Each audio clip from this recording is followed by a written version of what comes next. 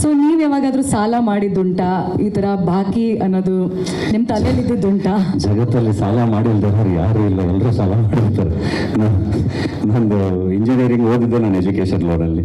So bank ಲೋನ್ಗಳು ಬೇರೆ, ಅದೇನು ಟೆನ್ಷನ್ ಆಗಲ್ಲ. ಬ್ಯಾಂಕ್ ಅವ್ರ ಜೊತೆ ಏನೋ ಒಂಚೂರು ಅಡ್ಜಸ್ಟ್ ಮಾಡ್ಕೊಂಡು ಏನೋ ಮಾಡ್ಬೋದು, ಕೊಡ್ತೀವಿ ಅಂತ ನಿಧಾನ ಕಟ್ಕೊಂಡು. ಪರ್ಸ್ನಲ್ ಸಾಲಗಳು ಮಾಡೋದಾಗಿದೆಯಲ್ಲ, ಅದ್ರ ಪ್ರೆಷರ್ ತುಂಬ ಕಷ್ಟ. ಅದರದ್ದು ಬಡ್ಡಿ ಕಟ್ಟೋದಿಲ್ಲ, ತುಂಬ ಕಷ್ಟ. ಅದು ನನಗೆ ಖಂಡಿತ ಅದು ಎಲ್ರಿಗೂ ಅನುಭವ ಇರುತ್ತೆ. ಓಕೆ, ನೀವು ದುಡ್ದಂಥ ಫಸ್ಟ್ ಸ್ಯಾಲ್ರಿ ಎಷ್ಟು ರೂಪಾಯಿ ಆಗಿತ್ತು?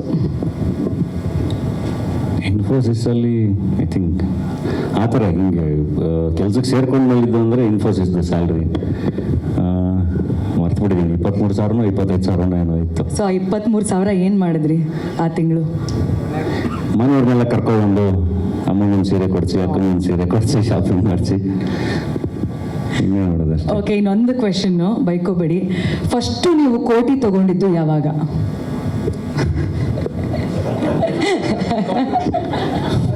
ಬಡವರ ಸ್ಕೂಲಲ್ಲಿ ಜನ ಕೊಟ್ಟಾಗ, ಅಲ್ಲಿವರೆಗೂ ಯಾರು ಕಾಸೆ ಕೊಟ್ಟಿರಲಿಲ್ಲ. ಸರಿ, ಫಸ್ಟ್ ಕೋಟಿ ಕೊಟ್ಟಿದ್ದು ಕನ್ನಡ ಜನನೇ.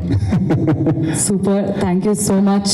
ಹೀಗೆ ಇನ್ನು ಒಳ್ಳೊಳ್ಳೆ ಪಾತ್ರಗಳನ್ನ ನೀವು ಮಾಡ್ತಾ ಇರಿ, ನಿಭಾಯಿಸ್ತಾ ಇರಿ, ನಮ್ಗಳಿಗೆ ಅದೇ ರೀತಿಯ ಪ್ರೀತಿ ಕೊಡ್ತಾ ಇರಿ ಅಂತ ಕೇಳ್ಕೊತೀನಿ. Thank you Dhananjaya. Thank you. And Kotee ಎಲ್ರಿಗೂ ನನಗೆ ಕನೆಕ್ಟ್ ಆಗಿದ್ದೇನಕ್ಕೆ ಅಂದ್ರೆ, ಇವ್ರು ಕೋಟಿ ಫಸ್ಟ್ ಯಾವಾಗ ಸಿಕ್ಕಿದ್ದು ಅಂದಾಗ ನೆನಪಾಯ್ತು.